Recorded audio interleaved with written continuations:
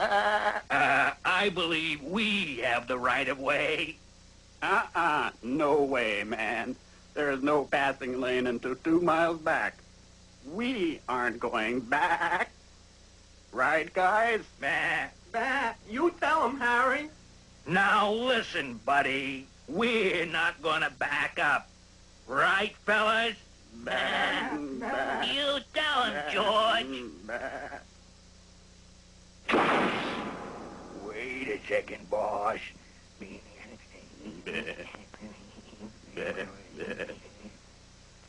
Okay, buddy. Jump. Huh? Jump over me. How about that? See? There's usually a way to solve these problems. Right on. Oh, by the way, Yeah? you won't find it quite so easy with those 3 elephants around the corner.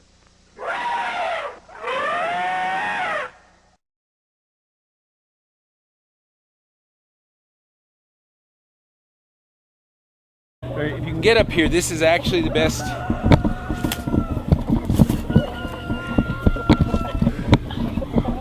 Sorry, I'm touching your food, guys. We should have warned you. Maybe Buzz did warn you. Didn't. It's okay. It's all good. I'm almost up. You may have to help me down. Well, That's down the is easy gonna part. be easier. Oh, yeah? Carl Hammer in Montpelier, Vermont, and I'm the director of the Vermont Compost Company. We make compost and potting soils for mostly for commercial organic greenhouse growers. We, as part of that, have a flock of laying hens that we feed on farm and community residuals. So, our chickens forage out of doors every day of the year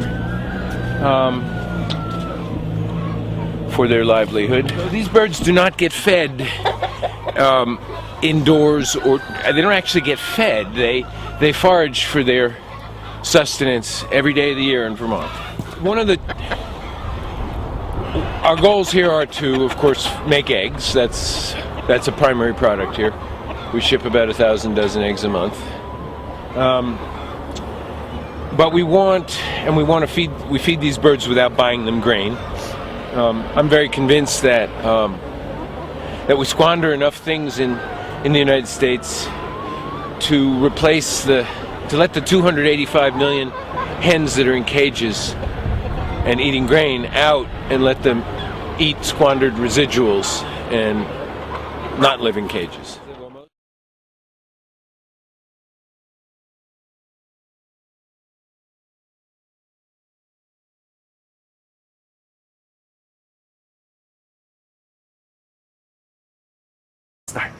I'm Melanie Keene. I'm Associate General Counsel at the Natural Resources Board, and I'm here to give an overview of Act 250 as it applies to composting operations. The Compost Study Group was charged with studying was how Act 250 does apply and how Act 250 should apply in order to recommend changes to the legislature. Just by way of background, in case you're not familiar with Act 250, it's a unique law in the U.S. It's a land use law at a state level. It's not like municipal zoning because it doesn't vary from town to town. It is Act 250 is a statewide land use law. The purpose is to regulate development to ensure that development does not harm the environment and that it promotes the general welfare through orderly growth and development. That's from the findings, the legislative findings.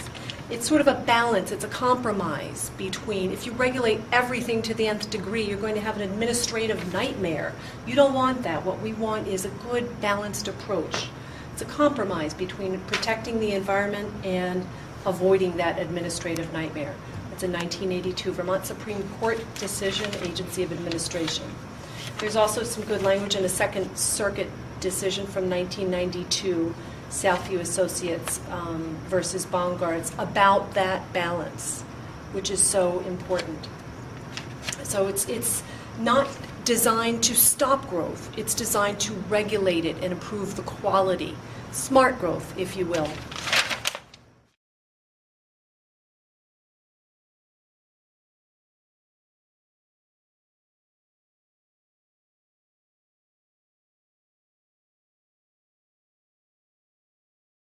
You can see when you're making compost, it's not a question of Christmas tree farming or food and fiber.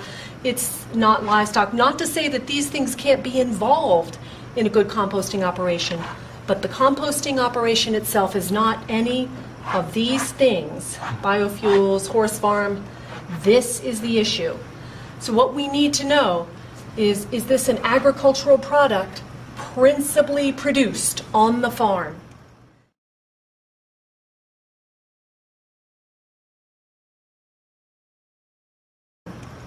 Now, Act 250 rules define principally produced as more than 50% of the ingredients are produced on the farm. So, if I am selling apple pies, for instance, and I've grown those apples, and most of them are from my farm, and most of the ingredients are from my farm, I can say it's an agricultural product principally produced on the farm, in theory. I'm trying to think of other examples. If I'm just selling the apples, I can include some from your farm. I'm having a bad year, but once I cross that 50% threshold, it's no longer me selling my own apples. I've got to principally produce. That's kind of the spirit of 6022, 6001 22E.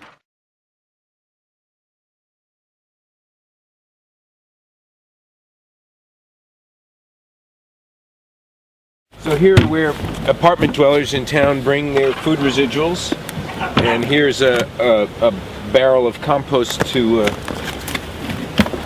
cover food residuals. So when you bring your offering, you inoculate it and keep it from getting smelly like that. We live in a relatively squeamish society. Manure is not something that people talk about frequently. In fact, talking about manure, about rotten things, about rotting, makes many people very, very uncomfortable. Of course, that camera doesn't have an olfactory capability, but the smell here is not particularly overwhelming, is it? Not at all. We get the food residuals now from, I think, 52 supermarkets, restaurants, schools, state government cafeteria, insurance companies, military academy. And we blend that with residuals from dairy farms and horse farms. So we're bringing together always at least 3 kinds of manure.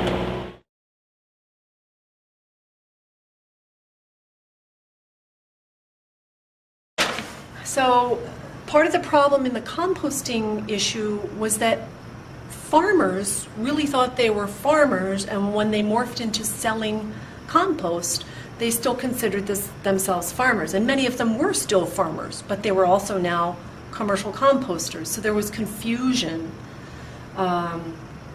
So this was the question, is it exempt as farming?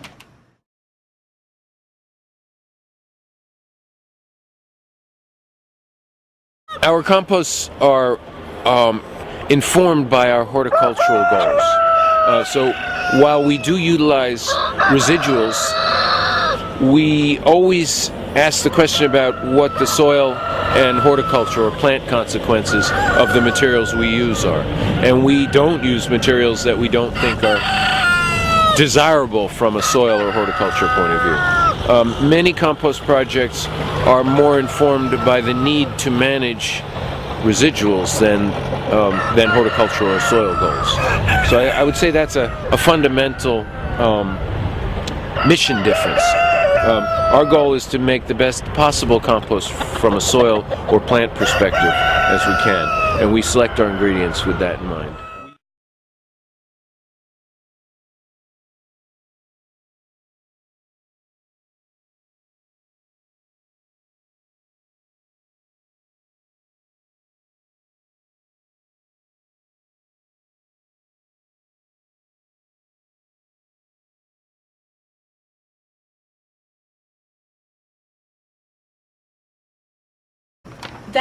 That's kind of Act 250 in a nutshell. The biggest issue, of course, is composting farming. What the compost study group did was agree to recommend exemptions that would not call composting farming. Just sidestep that argument entirely, and composting is composting. It's a commercial activity. It's good to locate it on farms. It's a good activity to have, but we need to be careful with the exemptions.